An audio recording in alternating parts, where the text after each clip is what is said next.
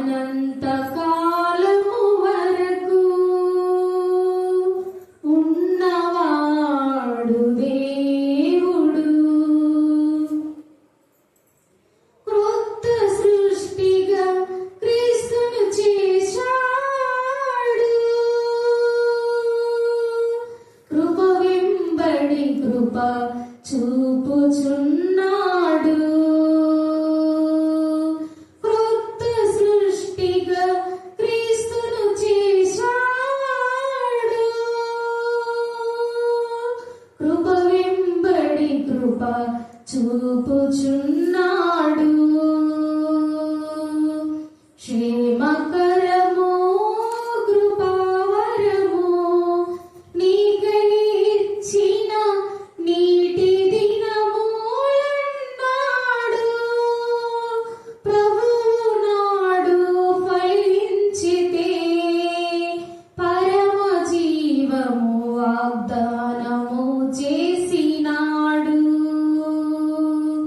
క్షేమకరము కృపావరము నీకై ఇచ్చిన నీటి దినములన్నాడు. ప్రభువు నాడు ఫలించితే పరమ జీవము వాగ్దానము చేసినాడు. గడిచిన కాలం కాపాడినాడు. నూతన కాలముతో దీవించినాడు. కాలానికి ఆదితుడు ఆ దేవుడు. కలకాలముండువాడు మన దేవుడు. గడిచిన కాలం కాపాడినాడు. నూతన కాలముతో దీవించినాడు. కాలానికి ఆదితుడు ఆ దేవుడు. కలకాలముండువాడు మన దేవుడు. ఆది కాలము నుండి అనంత కాలము వరకు ఉన్నవాడు దేవుడు. ఆది కాలము నుండి అనంత కాలము వరకు ఉన్నవాడు దేవుడు.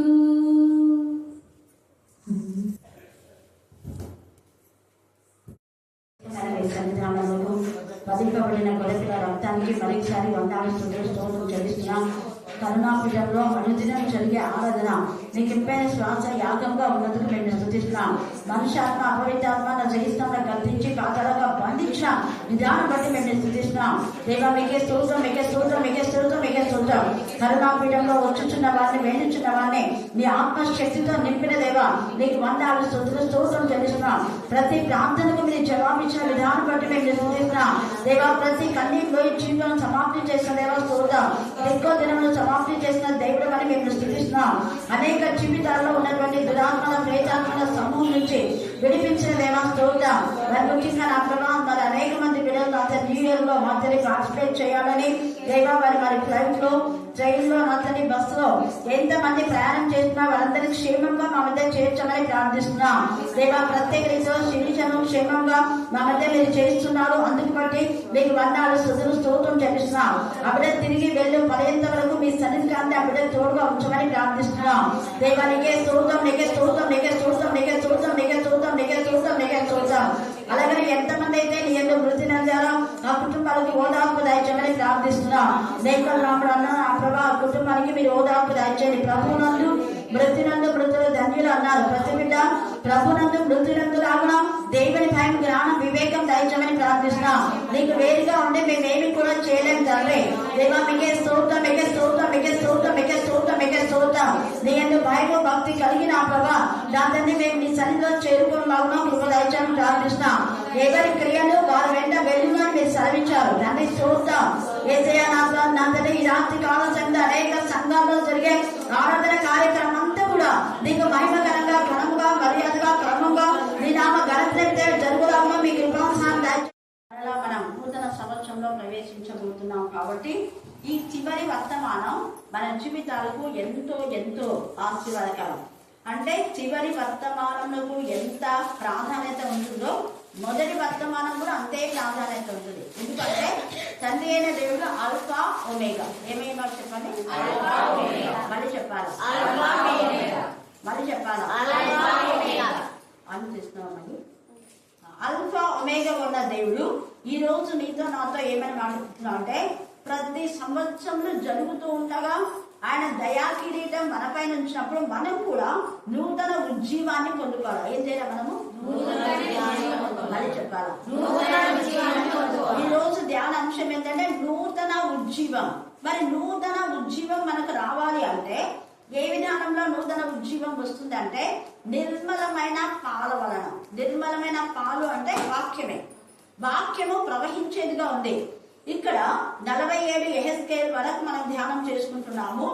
47:1 నుంచి 7 దాకా చదవగా మీరు విన్నారు. అక్కడ తూర్పు ముఖంగా ఉండేను మందిరం. అప్పుడు తూర్పు ముఖంగా ఉన్న ఆ యొక్క మందిరపు గుమ్మం దగ్గరికి వచ్చినప్పుడు గడప క్రింద నుండి నేను ఉబికి, చూడండి ఎక్కడి నుంచి అలా మళ్ళీ చెప్పాలా, మళ్ళీ చెప్పాలా, ఎంత ఆశ్చర్యం కదా. నేను గడప కింద నుంచి రావడం ఏంది ఆశ్చర్యం. ఆ యొక్క గడప గుమ్మము యేసయ్య అన్నాడు. గుమ్మం నేనే అన్నాడు. మార్గం సత్యం జీవము నేనే. అంటే నా ద్వారానే బయటికి వెళ్ళాలి, నా ద్వారానే లోపలికి రావాలి. మనం లోపలికి వెళ్ళాలన్నా బయటికి వెళ్ళాలన్నా యేసయ్య నామం పేరుటే. అలాగనే మన జీవితం యేసయ్య నామంలో అంటుకట్టబడి ఉంటే యేసయ్య నామంలోనే పరలోక రాజ్యం మనం చేరగలుగుతాం. అది గర్భఫలం యెహోవా ఇచ్చు బహుమానం ఎలాగనో ఏ తండ్రి అయిన దేవుని ద్వారా మనం ఈ లోకంలో జన్మించాం. మన జన్మము దేవునికి కారణం. మన జన్మానికి కారకులు ఎవరు అంటే తండ్రి అయిన దేవుడే. ఆయన ఎముకలు తల్లి గర్భంలో వేగా ఆ చూడాలి గర్భంలో ఎముకలు ఏ రీతిగా ఎదుగునో డాక్టర్లకే తెలియదు అంట. ఎవరికి తెలీదు? అయితే దేవునికి తెలుసాలి. వాళ్ళు చూస్తారు ఇలా ఉంది ఇలా ఉందని చెప్తారు అంతే. కానీ దేవుడు ఎదగ చేసినాడు. ఎదగ చేసి మనం జన్మింప చేసిన దేవుడు తిరిగి మన పరలోక రాజ్య వారసులు అవ్వాలంటే ఆయన ద్వారానే, లేదా ఆయన వాక్యం. ఆది యందు వాక్యం ఉందని, వాక్యము దేవుడైంది. ఆ వాక్యము ఏమైంది అంటే ప్రవహిస్తూ ఉందన్నమాట. ఎందుకు అంటే ఆ ఆది కాండంలో మనం చూస్తే ఆత్మ జలముల పైన ఏమైంది అల్లాడుచుంది. జలాల పైన అల్లాడుచుంది.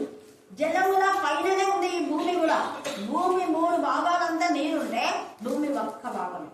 అంత ప్రపంచం అంతా నీళ్లతో నిండింది. నీళ్లతో నిండినటువంటి ఈ యొక్క ప్రపంచంలో తండ్రి అయిన దేవుడు పై జలాలు కింది జలాలు అని వేరు చేశాడు. దేవుడే వేరు చేశాడు. హల్లెలూయా, హల్లెలూయా, హల్లెలూయా. మరి ఇక్కడ దేవుడు వేరు చేస్తున్నటువంటి ఆ నీళ్లలో స్వచ్ఛమైన నీళ్లు గడప క్రింది నుంచి వస్తున్నాయంట. బలిపీఠం నుంచి వస్తున్నాయి. ఇదంతా మీరు తర్వాత చదువుకోండి. అయితే ఆ నీళ్లను ఆ నీళ్లను మొదట చూశాడు. చూసినప్పుడు మొదట ఎలా ఉన్నాయి అవి అంటే 3వ వచనం చదవండి. ఆ మనుష్యుడు కొలనూలు చేత పట్టుకొని తూర్పు మార్గంలో బయలువెళ్ళి 1000 మూరలు కొలిచి ఆ నీళ్ల గుండానే నడిపించాడు. నన్ను నడిపించగా చీలమండల లోతు. ఈ యొక్క రాత్రి కాల సమయం చివరి మాసంలో మనం ఉన్నాం. మన బ్రతుకులు ఒకవేళ చీలమండల లోతు ఉంటే ఇంకా ముందుకు వెళ్ళాలి. ఇంకా చీలమండల లోతులోనే మనం ఉన్నామా? ఎలా విన్నాం? ప్రశ్న వేసుకోవాలి. 1 గంట ప్రార్థన చేసే మనం 2 గంటలు చేయడానికి నిర్ణయం చేసుకోవాలి. 5 అధ్యాయాలు చదివేవాళ్ళు 8 అధ్యాయాలు చదవడానికి మార్గం. అంటే వాక్యము రోజు రోజుకు మనలో ఎదిగేదిగా ఉండాలి. చిన్నపిల్లలు సెరెలాక్ పెడతారు చిన్నప్పుడు కదా, తర్వాత అన్నం పెడతారు కొంచెం కొంచెం చిన్న 1 కప్పు, తర్వాత ప్లేట్లో. ఏ విధానంలో మన యొక్క శరీరాన్ని అభివృద్ధి చేసుకోవడానికి, శరీరం డెవలప్ కావడానికి, శరీరంలో ఎముకలు మరి ఎదగడానికి మనం ఈ లోక సంబంధమైన విధానంలో ఆహారం ఎలా తీసుకుంటామో ఆత్మ సంబంధమైన విధానంలో మన ఆత్మ ఎదగడానికి కూడా మనం అలాగే తీసుకోవాలి. సంవత్సరం జరుగుతూ ఉండగా ఆత్మలో ఎదిగే జీవితం ఉందా, తలగే జీవితం ఉందా అని ప్రశ్న వేసుకోవాలి. మన సంవత్సరం జరుగుతూ ఉంటే మరి సంవత్సరానికి ఒకవేళ ఒక్కసారి వాక్యం చెప్పిన వాళ్ళు ఉన్నారేమో, సంవత్సరంలో కాదు 10 సంవత్సరాలే ఇంతవరకు వాక్యం చెప్పని వాళ్ళు ఉంటారు. అలాంటి వాళ్ళను గమనించాలి. ఒక కాపరి, ఒక విశ్వాసి, ఎవరైనా నువ్వు ఇంతవరకు వాక్యం చెప్పలేదా, చెప్పడానికి ప్రయత్నించని చెప్పాలి. సంవత్సరం లోపల ఒకవేళ 2 సార్లు నువ్వు చెప్పిండే 3 సార్లు చెప్పడానికి ప్రయత్నించాలి. 10 సార్లు చెప్పిండే 20 సార్లు చెప్పడానికి ప్రయత్నించాలి. సంవత్సరంలో ఎంత ఆధ్యాత్మికంగా మనం ఎదిగామన్నది మనం ఎప్పుడు కూడా లెక్కలు వేసుకోవాలి. మన శారీరకంగా మన బ్లడ్ పర్సంటేజ్ ఉందో చూసుకుంటాం కదా, చూసుకుంటాం. ఏమైనా అనారోగ్యం వచ్చిందంటే వెంటనే బ్లడ్ టెస్ట్ చేయకండి అంటారు కదా, చేస్తారు. తక్కువ ఏంటంటే వెంటనే దానికి ఇంప్రూవ్మెంట్ గా ఏదో ఒకటి చేస్తాం. ఆత్మీయ విషయంలో కూడా మనం రోజు రోజుకు మనం ఎదగాలి. అందుకని ఇక్కడ చీల మండల లోతు వచ్చింది. అయితే ఆ మందిరము దేవునికి ఇష్టంగా ఉంది కాబట్టి చీల మండల అనుభవంతో ఉన్నటువంటి ఆత్మలు ఎదిగాయి. మొన్న కైలవాడ దానం అనొచ్చు, ఎంత చక్కగా దానం ఉన్నప్పుడు దాదాపు అంటే పురుషులే 50 మంది, స్త్రీలతో ఎక్కువనే వచ్చారు. అదే ఎక్కువ అమ్మ అప్పటికి అన్నాడు. అంటే అంతకుముందు ఏదో 10-15 మంది వచ్చేవాళ్ళు. తర్వాత దేవుడు అలాంటిది ఇప్పుడు బందర్గాలు వేళలకు వచ్చింది. హల్లెలూయా. జ్ఞాపకం చేసుకున్నాం 95వ సంవత్సరంలో చిన్న మందిరం కదా, దేవుడు పెద్ద మందిరాన్ని ఇచ్చాడు. దేవుడు చేసిన మేళలో దేనిని మనం మర్చిపోకూడదు. మన మిషనరీస్ ఇంతగా మనం ప్రయాసపడి వాళ్ళు ఎక్కడి నుంచో వచ్చి మనకు చెప్పిన లేఖన భాగాలు నానాటికి బలాభివృద్ధి పొందమని చెప్పేవాడు. మనం ఆత్మీయంగా ఎదుగుతున్నామా, లేకపోతే అధికారం కోసం అహంకారంగా ఇంకా వేరే వేరే దేవునికి విరోధమైన వాటిలో ఎదుగుతున్నాము. సంఘంలో ప్రతి ఒక్కరూ ఆత్మీయంగా ఎదిగేలా ఉండాలి. అందుకే ఇక్కడ మందిరంలో చీల మండల లోతు ఉంది. తండ్రి అయిన దేవుడు ఊరుకోలా, మళ్ళీ ఏం చేసినాడ, మోకాల లోతు ఉండేది. మన చిన్న సంఘం మళ్ళీ పెద్ద సంఘం 2 సార్లు కట్టబడింది. హల్లెలూయా, హల్లెలూయా. మోకాల లోతు. ఇంకా ఆయన 1000 మూరలు నీళ్ల గుండా నన్ను నడిపింపగా నీళ్లు ఎలా ఉన్నాయంటే మొల లోతు అనుభవంలోకి వచ్చేసాయి. మనం కూడా సంవత్సరంలో జరుగుతూ ఉండగా ఎదిగే జీవితంలో మనం ఉండాలి. ఆ తర్వాత ఏమైంది, ఇంకా కొంత సంవత్సరం తర్వాత నీళ్లు మిక్కిలే లోతై నేను దాటలేనంత నది కనబడిందంట. నదిలాగా అయిపోయింది. Thank God. Hallelujah, hallelujah, hallelujah. నది ఒక చోట ఉంటుందా? నది ఎక్కడైనా నది ఒకే చోట బంధించగలుగుతారా? ఏమైతుంది నది? అది మనం పారే వాళ్ళంగా ఉండాలి. అంటే మన ఆధ్యాత్మిక జీవితంలో మనం ఎంత ఎదుగుతామో అంత అనేకులకు వీధుల్లో వాక్యం ప్రకటించాలి. ఊళ్ళలో ఒక ఊరు నుంచి ఒక ఊరికి. ఇది ఒకప్పుడు నాకు దేవుడు ఇచ్చిన వాగ్దానం. 47వ యెహెజ్కేలు ఇంటర్లో ఉన్నప్పుడు నాకు అర్థమైన విధానంలో నేను వాక్యాలు ఎక్కువ చదువుకుంటా, ఎక్కువ ప్రార్థన చేసుకుంటా, అలాగే పోయాను. తర్వాత పరిశుద్ధాత్మతో నింపబడినప్పుడు దేవుడు నాకు ఇచ్చిన వాగ్దానం ఏంటంటే, ఇలా నది ఈదవలసినంత అన్నాడు. నువ్వు ఈదాలి అన్నాడు. నాకు అర్థం కాలేదు. ప్రభా, ఇక్కడ నాకు అసలు ఈత రాదు కదా, నేను అలా ఈతాను అన్నా. ఈదనం అంటే ఒక ప్రదేశం నుంచి ఇంకొక ప్రదేశానికి వెళ్ళాలి. ఆత్మలో కొనిపోయినాడు పరిశుద్ధ. అనేక దర్శనాలు నాకు తెలియకుండానే నాకు లెక్కలు వచ్చేసినాయి. ఒక ప్రాంతం నుంచి నెరవాడ పనిచేస్తున్నా, అక్కడ నుంచి పెద్ద పెద్ద కొండలు అక్కడక్కడ ఎక్కడెక్కడో తీసిపోయినా. 85లో 1985 సంవత్సరం అప్పుడు మొదట నేను నంద్యాలలో స్పీకర్గా, ఆ తర్వాత తిరుపతిలో చాలాసార్లు ఒక 15 సార్లు పెట్టా. తర్వాత చెన్నైలో 2 టైమ్స్. మళ్ళీ ఇప్పుడు చెన్నై వాళ్ళ నుంచి ఇన్విటేషన్ వచ్చింది. హెక్సీ నేహా అనేటటువంటి సహోదరి మన శ్యామలా మాస్టర్కు సొంతం చెల్లారనమాట, దగ్గర వాళ్ళు. ఆ పాప అక్కడ ఉంది చెన్నైలో. అక్క మీరు మళ్ళీ ఒకసారి రండి అంటే, సరేగా 1 నెల ముందు నాకు చెప్పంటే ముందు చెప్పింది. 1 నెల మీకు టైం ఇస్తున్నాము, జనవరి 26న మేము రిట్రీట్ ఏర్పాటు చేస్తున్నాం. అక్క అందరు ఇన్వైట్ చేస్తున్నాం, మా వాళ్ళంతా మీరు రావాలి, మేము బుక్ చేస్తాము, ఎంతమంది వస్తారు మీరు అని. 2 కంటే ఎక్కువ రాలేదు. హల్లెలూయా, హల్లెలూయా. అంటే ఈ దినం అంటే ఒక ప్రాంతం నుంచి ఇంకొక ప్రాంతం పరిశుద్ధాత్మ దేవుడు నడిపిస్తాడు. అలాగే ఈ యొక్క జనవరి మాసంలో కర్నూలులో, తర్వాత అనంతపూర్లో, తిరుపతిలో, చెన్నైలో ప్రార్థన చేయండి. దేవుడు నిన్ను కూడా నడిపిస్తాడు. ఇప్పుడు రోజుమనే వెళ్ళింది, అక్కడ వెళ్ళి ఊపి నిండదా ఖచ్చితంగా దేవుని గురించి చెప్పుంటుంది. ఈ నుంచి వాళ్ళ అమ్మల దగ్గరికి ఇప్పుకుంటూ పోతుంది, పోయి ఆడ చెప్పుంటుంది. అది ఇది అన్నమాట.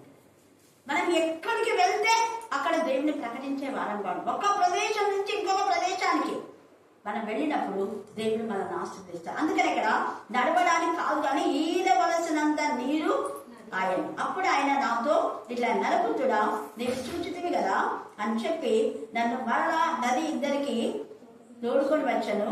నేను తిరిగి రాగా అంటే అప్పుడు ఏం కనపడలా. పోయి తిరిగి వచ్చేలో కదా నది తీరంలో ఏమిటంట ఇరు పక్కల చెట్లు విస్తారంగా కనపడాలి. షాక్ అయిపోయినా. అదేంటి నేను తిరిగి వచ్చేటప్పుడు ఎన్ని చెట్లు. మనం తిరిగి వచ్చేటప్పుడు 1 సంవత్సరం లోపల ఎన్ని ఆత్మలు అన్నిలో ఎంతమందిని ప్రభు దగ్గరికి తీసుకొచ్చింది అక్క. అన్ని జనుల ప్రవాహం లాగా రావాలి. ఆయన వాగ్దానం ఖచ్చితంగా నెరవేరుస్తారు.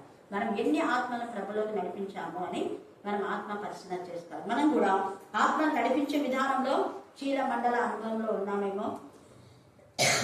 మోకాల అనుభవంలోకి రావాలి, మొలలోతు అనుభవంలోకి రావాలి. ఆ తర్వాత ఈదగలిగినంత నది అనేక ప్రవాహం లాగా రావాలి.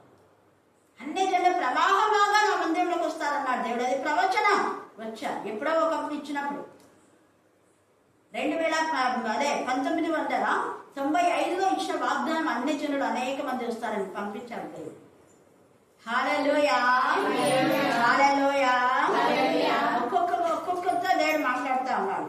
అయితే వచ్చిన మనం ఎవరు కూడా పడిపోకుండా ఆ నదీ తీరంన ఇరుపక్కల చెట్లు విస్తారంగా కనపడేను. అంటే దాని అర్థం అనేక మంది ఆత్మీయంగా ఎదిగి అక్కడక్కడ దేవుని ప్రకటిస్తున్నారు. ఇక్కడ నుంచి వెళ్ళ వాళ్ళంతా కోడుమూరులో గ్లోరీ, మరి తర్వాత తాండ్రపాడులో జాస్వన్న, మధుమతి, ఇంకా అలాగా కొన్ని చోట్ల కాంతమ్మ కానివ్వండి, ఎమ్మెల్యే కానివ్వండి, వీళ్ళందరూ కూడా స్ప్రెడప్ అయి దేవుని వాక్యమును ప్రకటిస్తూ అనేక ఆత్మలను సంపాదిస్తూ ఉన్నారు. హల్లెలూయా, హల్లెలూయా. అలాగా మనము ఆధ్యాత్మికంగా ఎదగాలి. తర్వాత మనం చూస్తే 1 పేతురు 2వ అధ్యాయం 1 నుంచి 5 వచ్చాము.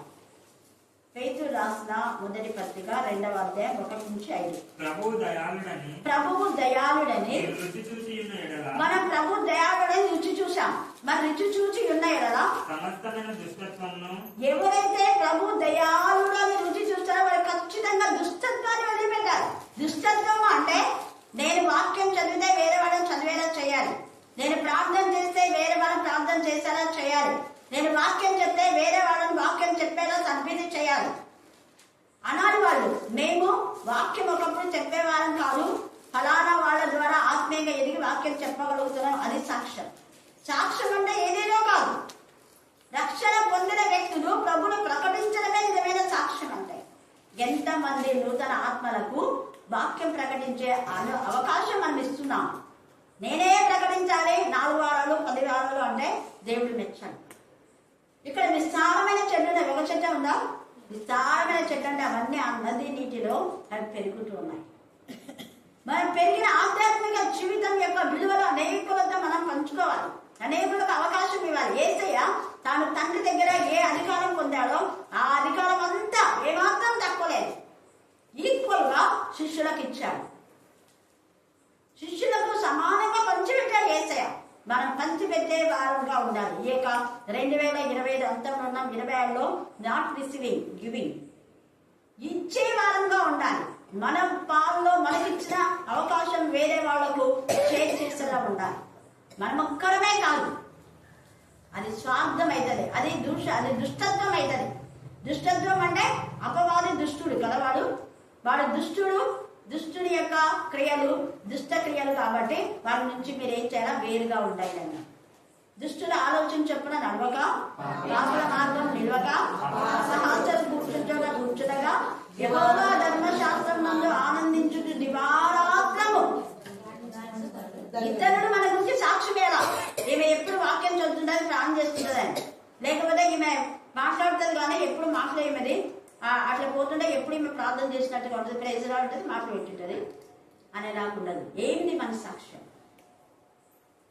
ఎప్పుడు పోయినా వాక్యం చెప్తుంది ఈమె, ఎప్పుడు పోయినా ప్రార్థన చేస్తుంది అనేలాగా మన సాక్ష్యం ఉండాలి. మన సాక్ష్యం ఏంటి? ఇక్కడ సమస్తమైన దుష్టత్వమును మాని సమస్తమైన కపటం ప్రైజ్లాడని వెనకాల పోతుండేది కాదు, వాళ్ళని పిలిచి వీళ్ళని పిలిచి గొడవ పెట్టేది కాదు. అందుకే గొడవలు అంటే నాకు నచ్చవు, వేరుగా ఉండడమే నాకు ఇష్టం. హల్లెలూయా, హల్లెలూయా, హల్లెలూయా. ఉన్నవి చూడండి కూడా దూషణ మాని వేషధారణ వద్దు. పైకి భక్తి కలిగి దాని శక్తిని ఆశ్రయించని వాడుగా మనం ఉండకూడదు. పైకి చూస్తే అబ్బో ఎంత భక్తి గలవాళ్ళం, కానీ లోపలంతా కూడా పాషాణమే. అలా కాదు, పైకి భక్తి కలిగి దాని శక్తిని ఆశ్రయించని వారుగా ఉండాలి. పైకి భక్తి కలిగి తెల్లని బట్టలు వేసుకుంటాం అనుకో, లోపలేమో విషయం ఉంటుంది. అలాగని తెల్లని బట్టలు వేసుకోకూడదు, ఖచ్చితంగా వేసుకోవాలి. ఎందుకంటే వాక్యంలో ఎల్లప్పుడూ తెల్లని వస్త్రాలు ధరించండి అనేది. తెలుపు విజయానికి గుర్తు, తెలుపు రక్షణ గుర్తు. దేవుడు కూడా నేను నీకు తెల్లటి వస్త్రాలు ఇస్తాను అన్నాడు. ధవళ వస్త్రాలు, స్తుతి వస్త్రాలు, మహిమ వస్త్రాలు, ఆనంద వస్త్రాలు, సంతోష వస్త్రాలు. తెలుపు అంటే ఏదైనా కూడా శుభ్రం చేయబడినటువంటి అని. రూతుతో వాళ్ళ అత్త అంటది, నీకున్న వాటిలో, నీ వాటిలో, వేరే వాళ్ళకి కాదు, నీ వాటిలో మంచి వస్త్రాలు కట్టుకుంటాం, శుభ్రమైన అది ఏ రంగైనా పర్వాలేదు, పరిశుద్ధంగా ఉండాలి. పైకి అన్ని నగలు తీసేసి భక్తి వస్తుందా అంటే వస్తుందా? ఏమన్నా చెప్పండి, మీరు ఎప్పుడన్నా వచ్చినా? మీకు నేను తీసేసి చూసిన, అందుకే అంటున్నా. పైకి ఒకవేళ మనకు తగిన మాత్రం వేసుకోవాలి, మరి అంతా ఎక్కువగా వేసుకొని ఎబ్బెట్టుగా కూడా ఉంది. అలాగే వేసుకుంటే భక్తి మనకు తరగదు. అది వాక్యం అనే నిర్మలమైన పాల వల్ల ఎదగాలి. ఎదుగుదల బట్టల్లో లేదు, ఎదుగుదల ఇంకా మనం ఏమేమో చేసుకునే దాంట్లో లేదు. ఎక్కడుంది? నిర్మలమైన పాల వలన. చదువు. సమస్త దూషణ మాటలు మాని క్రొత్తగా జన్మించిన శిశువులను పోలిన వారై నిర్మలమైన వాక్యం చాలా స్వచ్ఛమైంది, దాంట్లో కలపకూడదు. కలిపితే పాలు చెడిపోతాయి. కలిపే జీవితం వద్దు, వాక్యంలో ఉన్నది ఉన్నట్టుగానే చెప్పాలి. దానికి ఏది కలపకూడదు, తీసేయాలి. అందుకనే నిర్మలమైన వాక్యం అనే పాల వలన మనం ఏం చేయాలంట? రక్షణ విషయంలో ఎక్కడ ఎదుగుతున్నాం మనం? రక్షణ విషయంలో ఎదగాలి. ఎదుగు నిమిత్తము ఆ పాలన అపేక్ష. ఎప్పుడెప్పుడు చదవాలా, ఎప్పుడెప్పుడు వాక్యం వినాలా తప్పన ఉండాలి. పోవాలి, వాక్యం వినాలి. కాబట్టి ఆ అపేక్షతో మనం దేవుని కనపరుస్తాం. రాత్రి కాల సమయంలో పరిశుద్ధాత్మతో శక్తితో మనం నింపబడి దేవునికి ఇష్టమైన బిడ్డగా మనకిచ్చిన రక్షణను అభివృద్ధి చేద్దాం. మనకింద రక్షణలో చీల మండలలో నుంచి, మోకాలలో నుంచి, మొలలో నుంచి రక్షణలో ఈత కలిగిన వారుగా ఒక ప్రాంతం నుంచి అనేక ప్రాంతం తమను ప్రకటిస్తాం. దేవుడు ఈ లేఖన భాగాన్ని దీవించి ఆశీర్వదించుగాక. ఆమేన్, ఆమేన్, ఆమేన్.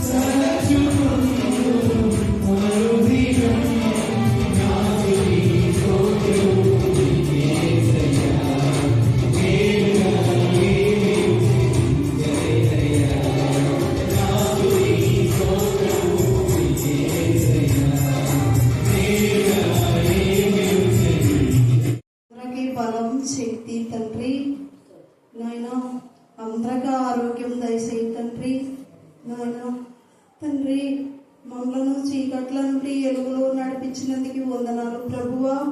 నా తండ్రి నీకు వందనాలు, సూత్రాలు నా నాయన. తండ్రి శ్రీకాంత్ కూడా నాయన రక్షణ దయచేయి తండ్రి, నీకు వందనాలు, సూత్రాలు నా నాయన.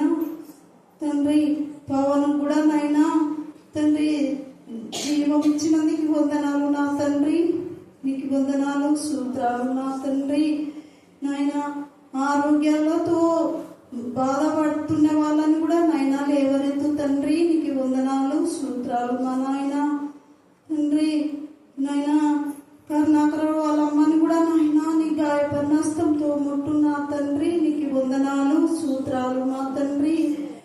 తండ్రి ఇక్కడ మరణించిన అమ్మని కూడా నాయన నీ పరలోక రాజ్యం పిలుచుకోనా తండ్రి, నీకు వందనాలు, సూత్రాలు మా తండ్రి. నాయన తండ్రి అక్కకు కూడా బలం శక్తి నా తండ్రి, నీకు వందనాలు, సూత్రాలు మా నాయన. అక్క వాక్యం కూడా నాయన అందరికీ వినిపించే భాగ్యం చేయి నా తండ్రి, నీకు వందనాలు, సూత్రాలు నాయన. తండ్రి ప్రతి ఒక్క పనిలో నువ్వు ముందుండే నడిపించయ్యా మా కన్న తండ్రి, నీకు వందనాలు, సూత్రాలు నాయన. తండ్రి అందరూ ప్రయాణమయ్యి ఎక్కడ వెళ్తుంటారో ఎక్కడ వస్తుంటారో నాయన అంత నువ్వు చూచుతున్న దేవుడవు తండ్రి, నీకు వందనాలు, సూత్రాలు నా నాయన. తండ్రి ఏమని బాగా నడిపించి మంచి మార్గంలో నడిపించయ్యా మా కన్న తండ్రి, నీకు వందనాలు, సూత్రాలు తండ్రి. నాయన మా అమ్మ కూడా ప్రభువా అంత నీ చిత్తమే మా కన్న తండ్రి, మేము శరీరమే నా తండ్రి, నీకు వందనాలు, సూత్రాలు తండ్రి.